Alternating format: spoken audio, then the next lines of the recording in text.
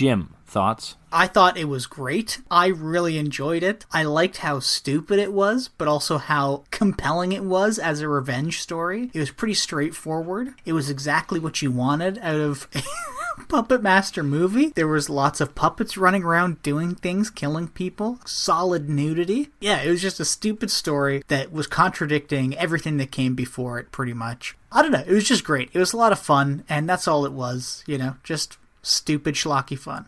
Patrick, what did you think about Puppet Master? Puppet Master 3 is a good movie. It's a top 3 Puppet Master film.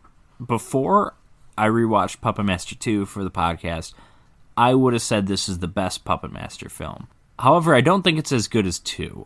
I don't think it tells a story as well as 2. I guess maybe there's not a lot of plot in any of these movies, but this is really kind of like a Toulon wants revenge. And then there's other stuff about Reanimator ripoff stuff going on, and that's all not really that important, honestly. And, it does fine at that, but I think I would have liked a bit more plot. I don't know where... They could have done something different with the Mr. Pitt character and made him where he starts out as a Nazi and then he sees something in Toulon and he wants to change. And I don't know how you would write it different. But I just kind of wanted more to be going on. As wonderful and as wonderful as it is to see Toulon and puppets try and kill a bunch of Nazis, I want there to be another step or two to the story. I would have liked to see more Nazis getting killed in, ridiculous ways. This is the perfect opportunity to have, puppets shooting machine guns, or shooting flamethrowers. Or throwing grenades, or something, you know what I mean? Well, but sure, but the puppets all, again, not all, because we were talking about how Jester doesn't really have anything, but the puppets have their powers. You want them to, you could have a machine gun puppet if you wanted, I guess, sure, but that's just not, they didn't design that, and so I think that's a little different. Again, going back to, it's always made more sense to me what we know of the puppets, and already we're talking about how there's inconsistencies with who Toulon is, but it's always made more sense to me that the puppets are good guys rather than bad guys, right? Yeah. And it's not just because there's the whole Nazi angle. It's that they're basically superheroes. Yeah. Like a superhero, okay, Spider-Man, he's got spider powers, right? He climbs, he shoots webs, he swings. Yeah. Blade, well, he just has weapons. Blade has blade powers, but Leech Woman has leech powers. That is a superpower. It's a weird superpower, but it's a superpower. Pinhead's strong. It would have been cool, Pinhead was an underutilized puppet. He gored somebody with some hooks, and he threw a brick at somebody's face, and he beat a guy in the face with a wrench. He choked a guy at the morgue. Yeah, but it's how come you didn't, this is the perfect opportunity to do something super schlocky, where, he impales a Nazi with, a Nazi flag. How cool would it have been if they bust into, some Nazi HQ and they just start killing Nazis left and right? And like I said, Pinhead comes up with, a big staff with a flag on the end and stabs it right through a guy's chest. Okay, now that would have been fun schlock, but if it just becomes kill every Nazi we see, you lose the personal stakes of the Toulon character. You're right. It becomes impersonal. Inglourious Bastards. Yeah. Which is fine. Inglourious Bastards is a very good movie, but it's not Puppet Master 3. It's not that good.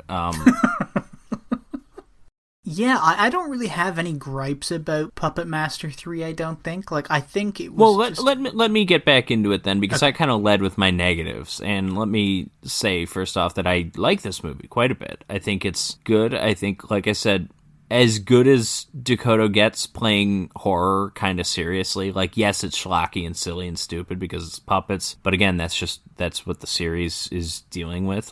You can't get around that. Mm-hmm. So how do you make a relatively serious, pretty satisfying movie with puppet killers? You have them going after Nazis. Why not? It's just perfect. Yeah. And then I think the Toulon character, the Toulon performance, inconsistent with the other ones though it may be, it's fun. He is this just kind of grandfatherly old man who you kind of like. Yes, yeah. And then Krause is definitely a villain you love to hate, and that Richard Lynch performance is wonderful. Again, we talked about the interior sets suck, The exterior sets are great. There's one scene in particular where they're like outside apartment buildings, and it's like, okay, this just looks like modern city kind of, but Yes, like yeah. you know, like the outside of the brothel, like that's just a great set. Like you feel like they spent money there, and they probably they didn't build anything. They just shot at what was already built. Like Dakota said in the Video Zone, like he said, we were shooting this movie in the same sets that they shot the original Frankenstein at, the exteriors. Like, so the scene where the guy is walking around with his drowned daughter, like that's probably right outside the Puppet Master 3 brothel or something, Oh you my know? God. And that's awesome. Yeah, and it works. Well, also too, there's like a scene where Toulon's in hiding, right? And he's got that flame. He's got like that candlelight on his desk. Did you notice it's the top of a tiki torch? Yes, I did. Yeah, and I was like, come on, like, you couldn't have just put a fucking candle there. I meant to mention ripped the that. head off of a tiki torch to do this. Come on. I forgot to mention that he's got a tiki torch. But like, yeah, you can tell the movie has a very low budget, and they're using what they've got, but it's not really a detriment because it is a Puppet Master sequel. Yeah, and they spent the money in the right ways. The zombie gore, it looks we only great. get a few scenes of it. It looks amazing. Yeah, and there's even that one zombie that blew his brains out, right? Yeah, amazing. It's awesome. This one didn't quite have you get the fun stunt where the guy loses 100 pounds as he gets thrown through the window. And grows hair. Yeah, and grows hair. And so the Benjamin Button fall to the death. That's great, but like this doesn't have the stunts that Puppet Master 2 had overall. I mean, maybe Puppet Master 2. I'm a sucker for a good fire stunt, and that was all over Puppet Master 2. Torch, at the end of the day, is my favorite because fire stunts are some of the coolest things ever. Just ask Richard Lynch. Well, it's... No, but again, there's a reason they left it out, yeah. Going back to Toulon as a character, I liked how he played old man, kindly Geppetto Toulon, but sure, you kind of miss that Toulon character from Puppet Master 2.